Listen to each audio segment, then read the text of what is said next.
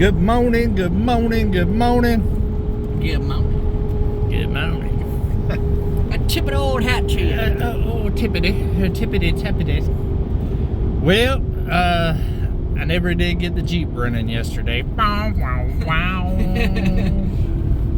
definitely wasn't the battery.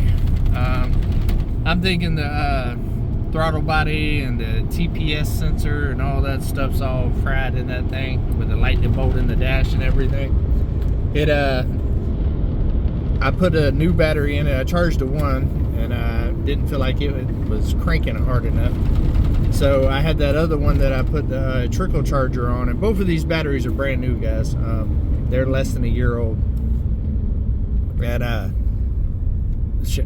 one of them's less than 2 months old, and I think the other one is probably only about 6 months old. So it's definitely not the batteries.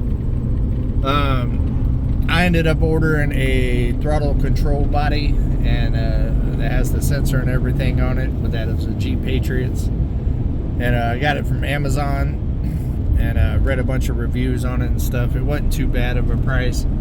The OEM part was like $300, but they had like the non-OEM part for like $67, and this one had like 20,000 reviews, and it had 4.5 stars, and like everybody said that it's a good product and all of that. So I'm going to try that out. That's going to take about 6 days to get here, but good news is they got my truck fixed. Woohoo! Well, sort of. They got the transmission. They got the transmission fixed. The tire issue with turning hard to the driver's side and it popping, it's got them complexed. They said they got it up on the front end machine right now, trying to find out why it's. They tried to tell me it was my tires were too big, and that it was hitting the little A-arm in the back. You shut that down though, huh? Yeah, I shot that down pretty quick. It might be hitting the A-arm. Facts, it might be, but it ain't because the tires are too big. When I put those new tires on the truck, I went with the exact same size that the truck had on it. I didn't go up a size or anything like that. That's what they was trying to say, was that my tires were too big. I said that's stock numbers on there, man. I said it's just an all-terrain instead of just a street tire, you know. And he checked. Yeah. He didn't believe me. I seen him open the door. Yeah, he opened the door and checked, and he's like, "Yeah, you're right. It's the right size." And I asked him this morning, and they said, "I don't know why it's happening or anything like that." Me personally, I have. If it is because it's hitting that A-arm, I've got a fix for it. I don't think I should have to fix it. They should have to fix whatever it is. But an easy solution would be get spacers for the tires and bring that tire out a little bit more. It looks kind of cool. I like that look on a truck anyways. The problem is whenever you do that, there ain't no such thing as keeping your truck clean. Oh, because it's going to throw the mud. It's going to throw the mud on the side of it. When I had my F-250 and all of that, with the tires sticking out more, and a couple F-150s over the years, I mean, out there on those muddy roads and dirt like we got, my truck's always going to be filthy. So that's the downside of it, but it will fix the problem. But we're going to see what they come up with. They have been being a lot better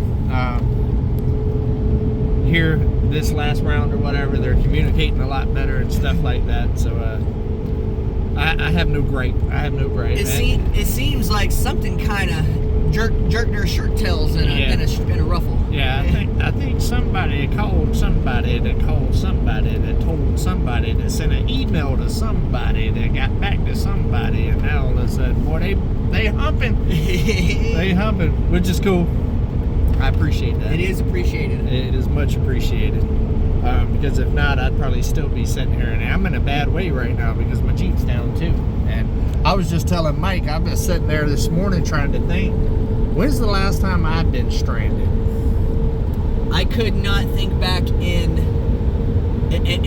I could not tell you that I ever remember you ever being stranded. Yeah, it's not been many times in my life I've been stranded, because typically I've always had 2 cars at least. Sometimes I've had 4 or 5. Matter of fact, even the last time that I can remember that you were left stranded because your vehicle was down, that if someone did crash it or anything, there was there was someone else there, maybe an ex-wife who had another vehicle, so you wasn't stranded anyway. Well, even back then, whenever somebody crashed my truck, I actually had a Mustang then, and also I had a work truck. Oh, true that. So I had 2 other cars, and that's not even counting my ex-wife ride. Yeah. So I've always had a bunch of cars, and that's why I bought their Jeep. It was for this reason right here. Just being up on that mountain and stuff, especially when I was there by myself. Yeah. You know, I don't want to be stranded, and I don't want to put people out and stuff to have to come all the way there to pick me up to go to the grocery store or something like that. So, or if you needed supplies or something like that. Yeah, so that's why I was looking for a second vehicle, and I'm gonna get it fixed. I'm gonna replace all of that, and if that doesn't fix it, then it's probably a wiring issue, and I hate wiring issues. I don't have the proper stuff to diagnose all that stuff, and that's probably my weakness, is finding shorts and stuff like that. So I'll probably take it back up there to our buddies over there at Magazine Tire there, and get them to take a look at it. But I think it's the throttle body, and it's a pain in the butt to get to, because it's a front wheel drive. Yeah, a Jeep that's a front wheel drive. I did not see that coming. Mike didn't tell me that over the phone when he said he was selling me the Jeep. I thought I was actually going to get something that was rear wheel drive. Come to find out it's front wheel drive. Well, I thought that's what you needed for the mountains. And I've never liked front wheel drives. I've never understood why something setting sideways makes something go forward. You know what I mean? It just makes no sense to me. But mainly the reason why I don't like front wheel drives is just because they're a pain in the butt to work on, because everything's so congested in one spot, and you got to take 19 pieces off to get to the piece that you're trying to get to. And that's going to be kind of what's going on here. You got to take off the air tube and all of that other stuff, take the battery out, and more than likely I'm going to take the battery box out as well, which ain't too bad. I was able to get the hose off and stuff yesterday before I ordered the part. You know, I did your typical diagnosing stuff, you know, looked at it. You gotta look at it. I mean, just gotta look at it. First thing, you gotta get your eyes on. You gotta look at it. You gotta see what you're working with. Yep, but there it is. Yep, yep, that's the throttle body. And then cleaned it up real good, you know, tried to clean it and see if it was hanging up or anything like that a little bit. You know, this new stuff, man, it's a trip. You know, there's not really like a gas pedal pulley system. It's all electronic. Yeah. You know what I mean? Back in the day, you know, you had a cable that went there, it pulled a lever, it pulled back the flaps, and you go. And now it's like, oh, you push the pedal, it tells the computer that you pushed the pedal that hard, and now it needs to open up just that. Yeah, it's a pain in the butt. But anyways, cleaned it all out, stuff like that, made sure there was no clogs and stuff like that, checked the air filter, blah, blah, blah, blah, blah, blah. So basically yesterday, what I did after I shut this camera off, guys, after I got done talking to you guys, I mechanicked for the rest of the day. And we're still broke down at the end of the day, but at least I got the parts ordered and stuff like that. I think what I'm going to do is, being that I'm working on it and stuff, typically what I do when I get a new vehicle, which I have not done with the Jeep yet because I haven't drove it that much, because it was broke down when I got it, is I'm going to go ahead and do a full service tune-up on it. I'm going to go ahead and do the plugs, the wires, fuel filter, air filter, you name it, as soon as I get it running, and I know it's running, you know, and just go ahead and give it the 1-2 what's happening. I don't know if I'm going to keep the Jeep, so I don't know how far I'm going to get into it. It's a good running Jeep, and I like it. It's in good shape. The interior's in good shape and stuff like that. It ain't bad. It's just, now, you know, I'm second guessing getting rid of it just because, well, I don't think it was just the cold weather now. Right. You know what I mean? That it was having the issues. Because if it would have crunk in the cold, it'd have been fine. Because if I do end up keeping it, I'm going to put a little bit more of aggressive tire on it. Even though it's a front wheel drive, 2-wheel drive, all of that, I'm going to do similar to what we did here. They won't be as big. It'll be standard size. But I'm going to put a little bit meatier type tire on it. With a little bit of gripping. Yeah, a little something that can handle the the ice and the snow a little bit better. What do you guys think? Just because, I mean, at this point, I mean, I got a little bit of money in this thing. I mean, it's climbing on up there to where I don't know. It depends on who I sold it to. If I sold it to these guys back, then I probably not gonna get what I got in it, because it's getting up there. Like I said, it's getting up there a little bit. Well, the price you paid for it, and then the price you fixed it, and now you have to fix it again.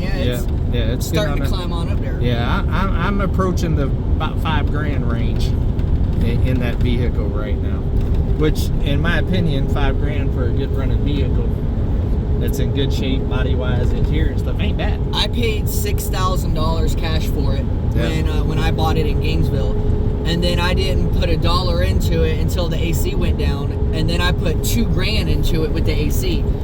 So then I changed the brakes and the power steering pump that I didn't have to change. Yeah. So I got about $8,000 into it. Yeah, and if you wanted it back from me, it's going to cost him another $5,000. So yeah, right. He might want to walk away from it. But by the time I'm done with it, it'll be like brand new.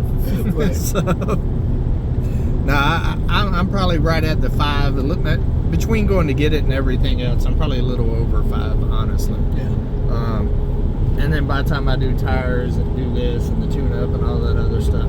But if I can get a good running vehicle for about $5,000-6,000, that's good on gas, that's in good shape, and you know, hey, that's a win. Especially as how much stuff costs now. Right. I mean, you go on Marketplace. I remember back in the day, if you had $5,000 back in the day on Marketplace or Craigslist back in those days, you could get a decent car for $5,000.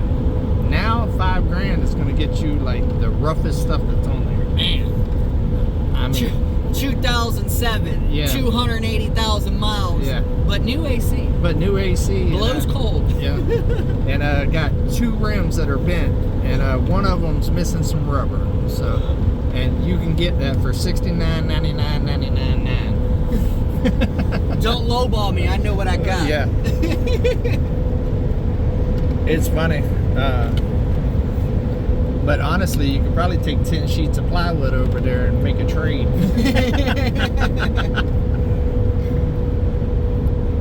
Might coming up on this corner fast. Let me hold on. Woo! Noise in it. It sounds like we're going faster because all that meat I got on them tires. Hey, if y'all notice, guys, we ain't got no noise. No more on. squeaky. Yeah. Guess what, guys? Good news. It was not the belt.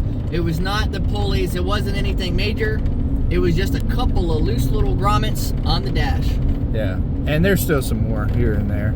I mean, this thing, but it's still missing. Yeah, well, it has a misfire. Yeah, it still has the shaking 4. and stuff. You just don't hear the squeaky anymore because, right. I mean, as much as this Joker's been shaking, I mean, I'm sure there's a bunch of stuff that needs to be tightened up in here. But that's okay. I took a Kleenex box, folded it up, wedged it in the appropriate place. With the appropriate angle. With the appropriate amount of pressure. And now we riding quiet. When you let off the gas of this and you ain't got the missing and stuff, boy, it sounds like Cadillac riding, don't it? Boy, it's quiet. Listen. Hey. Yeah, but I'm happy to get my truck back. I am curious to see what they say about the front tire. We're going to have to talk about that a little bit more. I don't know if I want to do the spacers thing. And, I mean, honestly, you shouldn't have to do that. Yeah, I shouldn't have to. There's an issue, it's warranty, fix it. Yeah, exactly. And also spacers, I mean, it ain't great to put spacers on cars that you're towing a bunch of stuff with and stuff too, on top of it. So, I don't know. We'll see. We'll see what happens. Either way, I'm getting my truck back today. They can figure out what they want to do with the front end when I get the Jeep running, because it's not vibrating or anything like that, or nothing like that as far as like front end suspension goes and stuff like that. Just when you make that turn, right? It's just whenever I turn sharp to the driver's side. Like anytime I'm pulling into a parking lot, I try to plan my turn to where I go the passenger way instead of the driver way, because it pops so hard whenever you do that. So, and I shouldn't have to worry about that. I should be able to pull into a parking lot any way I want to. What else are you doing today after you pick up the truck? I'm going to Mama V's. Oh. Yeah, I didn't get out there yesterday. I had the appraiser come yesterday, and well, I ended up being stranded. I actually planned on, you know, making a surprise, hey, after the appraisal stuff yesterday, but you could not go nowhere. I couldn't go nowhere. I ended up mechanicking all day. I mean, I guess you could have loaded up the four-wheeler and rode for a couple hours to get. Yeah, I could have went on an adventure, put a gas can, strap a gas can on the back of it, and we're gone. But no, I'm gonna go over there for a couple hours. I do got to go to Russellville tonight to run some errands and stuff like that. So I'm not going to be able to stay over there too long, but I'm going to go in there and lay a helping hand just to get my hands on the situation and stuff. My elbow's still bothering me pretty bad, so I'm going to be a lightweight in this adventure. I tell you what, though, any amount of hands extra that can be there with something to think with without just having to sit there and be told what to do is going to be a help. Oh, yeah. Me at 75% is better than a lot out of 100. So, in my opinion, that's my own personal opinion. I won't lie. I might be wrong. Yesterday, there were so many people there at Mama V's willing to help and willing to do things. But the only problem was there was a whole lot of labor help and not a whole lot of planning help. Yeah. But I told Drew, our friend Drew at Drew's Lens, everybody was kind of standing around down at the bottom, and Drew and I were up top. I said, Drew, I ain't got a problem cracking this whip. I just don't know what to do. I was like, hey, back to work. I'm pretty good at that there planning and logistics. Yeah. Logistics. But yeah, we're gonna get it done. My arm is hurting a little bit, just off little projects that I've been doing, odds and ends stuff right there. I think, guys, that I'm gonna end up having to have surgery. You know, since September, this guy can contest to it, I've slowed down a lot as far as like big projects and like working myself to death and all that other stuff, trying to allow my arm to heal. That's honestly was the root of it, was to try to, because everybody kept telling me you got to stop using it for it to heal. Well, this has been hurting since the summer, and I've slowed down since September, and we're in February now. Happy February, guys. So, and it's still no better. I mean, it'll stop hurting on a day-to-day basis. It's just kind of sore a little bit. But as soon as I start using it and anything significant, then it flares right back up. So, unfortunately, I think I'm going to have to go to the doctor and see. I'm sure they'll want to do a cortisone shot first and this and that. And then eventually it is probably going to end up being surgery, which I'm not a fan of, but it is what it is. I know I can't deal with this for the rest of my life. I can't be this restricted, I should say. I'm getting older, and I mean, even picking stuff up, I'm seeing you grimace and make a face, and I'm like, hey, you all right? Yeah, a lot of people ask why I'm always going, you know, whenever I'm like doing stuff, and well, there you go. Because I'm in a little bit of pain, but it's okay. And then anytime you start compensating for something like that, like I have a bad back, so you start compensating with your arms, stuff like that, you start lifting stuff different, right, and then that just throws off everything, and then it just compounds. It ends up being a compound injury. Sounded good anyways, right? I like it. All right, guys, we're almost to the Chevy dealership. Love every single one of y'all. I hope y'all having an amazing, what is it, Thursday? Thursday. We're almost in the week. It's Friday Eve, guys. It's Friday Eve. Plan something fun this weekend, guys. Plan something fun this weekend. Get out and do something nice for somebody today. Take another step closer to your goals. But always, and I do mean always, keep it real, guys. See ya.